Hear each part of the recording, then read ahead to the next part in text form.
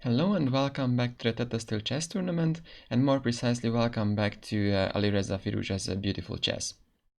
So today is a day off, but I'm going to show you, in my opinion, the best game of Firouzja so far, which happened against Jan-Krzysztof Duda in round 7. So now they are day off, so round 9 is going to be tomorrow, so round 7, so sort of 1 round ago was this game played. And well, it was very well known that Firouzja is just an amazing talent, especially in tactical positions. However, in this game and also in the whole tournament, he's actually showing that he's a lot more than just this tricky kid who just tricks you to the moon all the time. However, he really can play also end games, and he's willing to do whatever it takes to win the games and just grind as much as he needs to. And in this game, actually, this tactical talent and also his willingness to win is going to be combined. So let's get to the game. So now d4, knight f6, knight f3, d5, and Alireza is going to play the London system. So he used to have quite a bad reputation, but nowadays very many players play it. And so this is really a line that still the amount of theory is not that high. However, actually Alireza also shown in this tournament that his knowledge of theory has increased, but it's not going to be showcased in this game. So now comes e3, e6, e3, bishop d6, knight d2, very standard moves, castle, knight e5, c5, c3, and queen c7. So this queen c7 is kind of a new move, and you may wonder actually why you play this. Looks a bit strange, but the whole point is that once your queen is on c7, you can actually put a knight on d7. Maybe the f knight, maybe the b knight, we will see. And if you were to say play knight d7 in this position, this would be just a huge blunder. So if you want, you can find the blunder by yourself and stop the video. Otherwise, the problem is that here white can just play knight f7, and once you take back, the bishop is gone. So this queen c7 establishes that the connection between the bishop and the queen is always going to be there. So now comes bishop d3, and actually Duda plays the move b6 with the obvious point of trying to exchange the bishops. And here comes the so-called alpha 0 move. So basically in every position, players these days just play this h4, try to push this h-pawn down and try to create some attack against the black king. Now comes bishop e6, very good move exchanging this strong bishop. White cannot retreat because then this bishop would be actually way too strong. So you absolutely have to take. And after knight a6 comes h5, pushing this pawn further. Here comes knight d7 from Duda, knight f3, f6. So actually f6 is kind of a move you don't really like playing. It establishes control over the e5 square, so that's the positive, but also it very much weakens your king. So to f6, actually Alireza had several good options. One of them would have been just simply taking everything, and now play the move h6. And this becomes very uncomfortable, especially because your opponent is already on f6, because you have to play something like g6, and now these squares are really very weak, and your king is very weak. So this is also very uncomfortable, but Alireza wanted to keep as many pieces on the board as possible, so he just retreated. And here comes a very natural move, which might, well, it's actually, I don't think it's a blunder, but probably Duda did not foresee what was going to happen afterwards. So comes this natural move c takes d4, and it turned out that actually this sacrifices things. So now white can take with the knight, and this actually is a double attack. So not only threatening to take on e6, but also threatening to play knight b5. Knight b5 would be forking the queen and the bishop. From the knight and e6 you can fork these guys. So black needs to do something here. Also, if you just take on f4, then white just takes on e6, takes this back, and going to be up a lot of material. So here the only move is actually e5, and that simply sacrifices the exchange, because the knight e6, you move your queen. Queen c4 is a very active move, that's what Duda played, and now comes knight takes f8. And here, so here actually comes the computer, because now the best move of black is clear a computer move. So as a human, you would take this back some way, I don't know, king, knight, or bishop, by far the bishop took the most natural one. This is what Duda played. However, here there is a very good move of knight c5 to start with. And the point is that this knight is actually trapped anyway. So now all of your pieces are actually hanging, this one hanging. So you absolutely have to take the knight. And once the knight takes back, you still have two pieces hanging. You remove your bishop, and now black takes this bishop back. And this position is actually with a lot of counterplay. This almost happens in the game, but there will be a trick in the game which Alireza missed. So this position will arise in the game. However, Alireza could have actually avoided and had a better version of this. So this position is just super complicated. Black is going to play e4, put the knight on d3, and he has all the right to say that he has compensation. However, the game went on with bishop takes f8. Now Alireza plays bishop g3, and here comes knight c5. And this is the moment when Alireza had a really good move, which is, well, to some extent counterintuitive, to some extent actually it's possible to explain. So here I invite you to stop the video and find this move. So you kind of know that it's not taking the knight, because then we would just transpose back to the variation I just showed you. So obviously your knight is hanging, and you have to realize that actually black has one too many knights. So black would be happy if this a6 knight basically is changed for this c5, so this what happens if you take, and then takes back. So actually what white can do here is just remove the knight and go back to c1. And the point is that if now black plays e4, then actually you still have control over this d3 square. You can just play queen e2, and things are actually alright. If the knight jumps back, the knight jumps in, you can just take. So this would have been a super nice move. This was actually missed by Alireza. And so it's sort of counterintuitive, because you are up material, you want to exchange the attacking pieces of the opposition. However, it actually means that if you exchange, then this a6 knight is going to come back, and your defending pieces can. So that's why with this way of thinking, Alireza could have figured out that knight c1 is a very good move. But they actually missed this one and took on c5, and after knight c5, well, the position is still very complicated, and black has very nice counterplay. So now comes rook h4, actually a nice way to include your rook, but now just comes e4, and the d3 square is of black's knights. So now comes knight d3 check, king f1, comes f5. Now with f5 actually there is a threat of taking on b2. One move earlier this was not possible, because if you take, then white takes on c4, knight takes back, and after rook d1 there is just too much pressure. If you defend from here, then you are actually moving into a pin, and white can just take this pawn, take back, rook d8, and white is doing completely fine. But after f5 actually now there is a threat of taking on b2, because you are pinned along this diagonal. So white just plays king g1. Now there is no more knight takes b2 because the queen guards. Comes rook c8, the rook comes back, king f7, king h2, well, just small maneuvering moves, bishop e7, a3. This actually avoids that black has a quick counterplay with b5, b4, and also the pawn is no longer hanging, so you can activate your rook.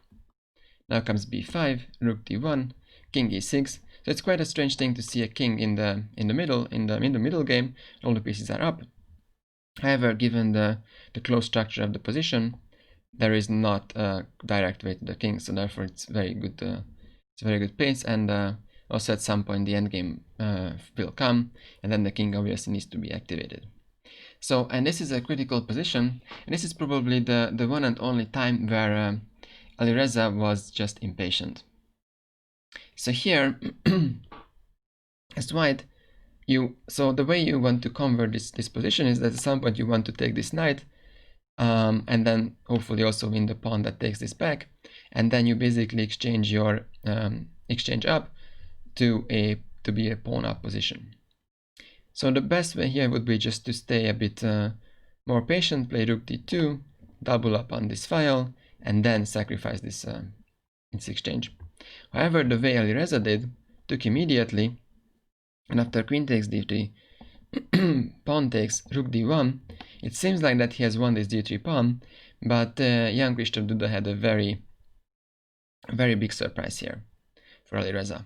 So I invite you to stop the video and find the best move here.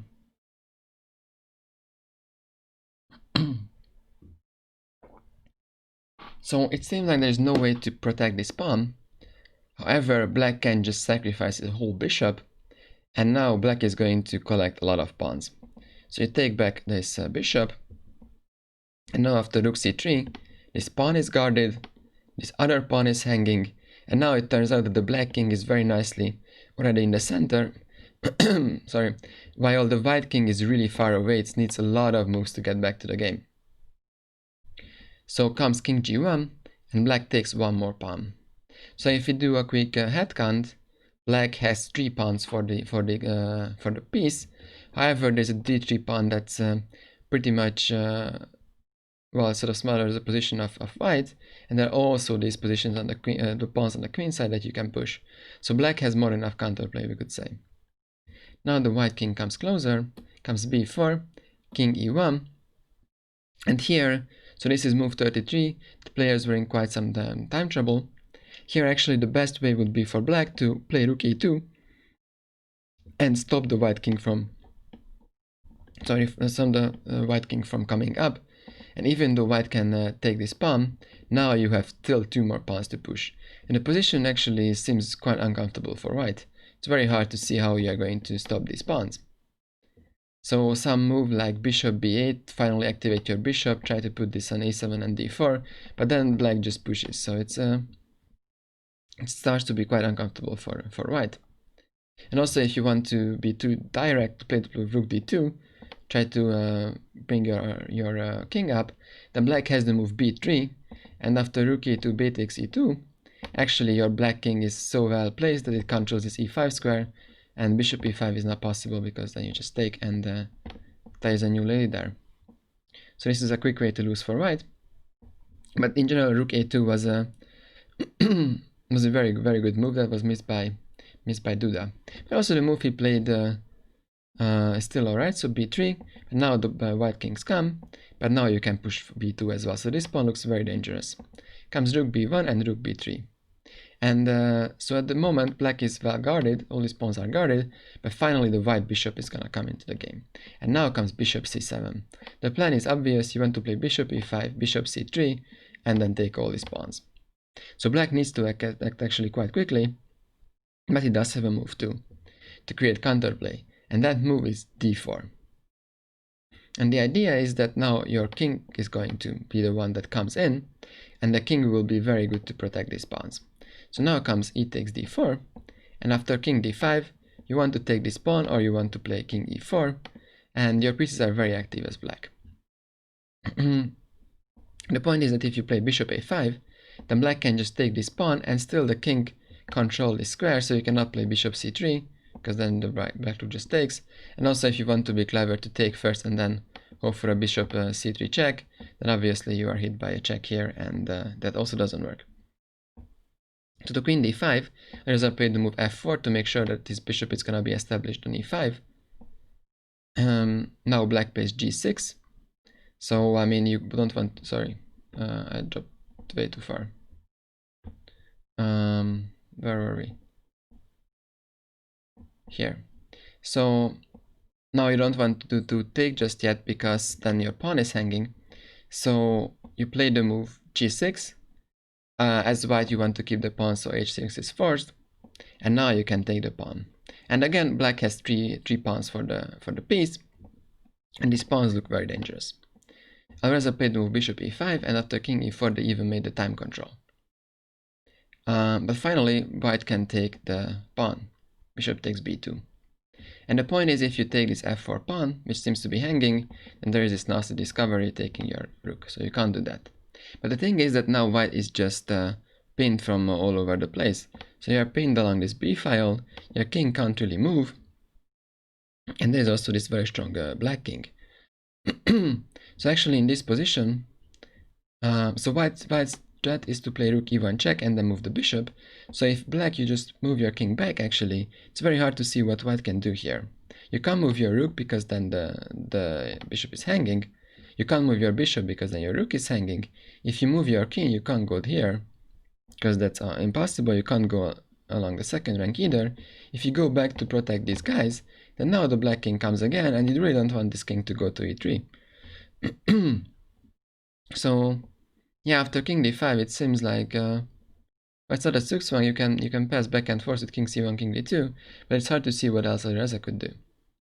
However, Jan-Krzysztof is actually not defending this position very well. He plays the move rook b7, and this gives some chances to Alireza.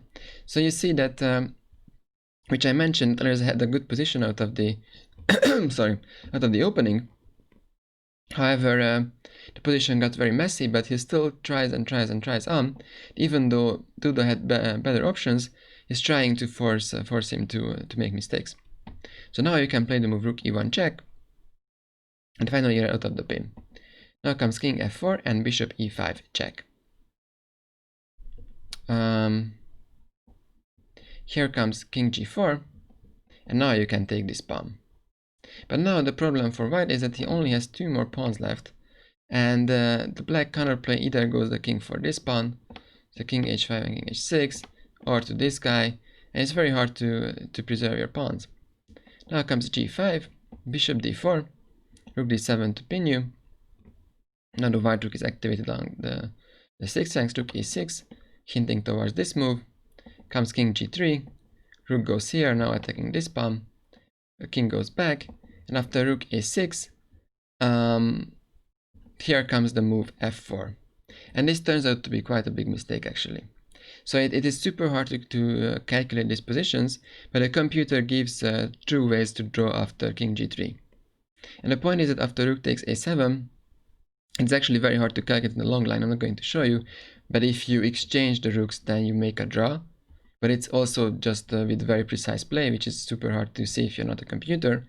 But the other thing is that if you move your rook to d6, this also makes actually a draw, because when white takes here, black takes this pawn, and the point is that now your rook is actually quite sharp with your own pawn. You have to guard this pawn, but there's not much you can do with this. And now the black king is going to come back. There's also these pawns to push, so it's again just a draw. However, Duda played the move f4 with the obvious plan to try to play f3 and try to exchange this pawn, or maybe even play king g3 and then take the pawn. However, this allows king e4, and now the white king starts to be very active. Comes rook e7 check, bishop e5, rook b7, bishop f6, rook b4 check, bishop d4, and white would like to go on with the king, and well, there's not much black can do here. So if you go just backwards, then there is king e5, and then so after king e5 you want to go even further and try to attack these pawns. Also you can take at some point this one, so this is very bad. And the other move that Jan-Krzysztof made was king h5, but now the problem is that this king is actually starts to be in a mating net. So Alireza plays the move rook d6 to protect this bishop and push king f5. Now comes rook a4 and king f5, rook a2, and after bishop f6 you are threatening to take these pawns, but the bigger problem is that you are opened up this line, and rook d1 and rook h1 checkmate is coming. And this is indeed how the game ended. Now rook h1 is checkmate, and there's no way to counter this. If you play rook a5, just push the bishop and still checkmate. So that's it. Jan-Krzysztof resigned. Alireza just managed to win this fantastic game. So yeah, so as I mentioned in the beginning, in my opinion, this is so far his best game. Even though he made mistakes in the middle game, and he had a favorable position which turned out to be very messy, and then Jan-Krzysztof had several ways to well, not to draw, but to basically save himself, and had a reasonable position. However, Alireza just went on and tried, almost the same way as Magnus Carlsen, the world champion, does all the time, and he did manage to make Duda make mistakes, and yeah, he just won it. So this is about this game. And yes, so today is a day off, and tomorrow actually Firouzja continues from the lead.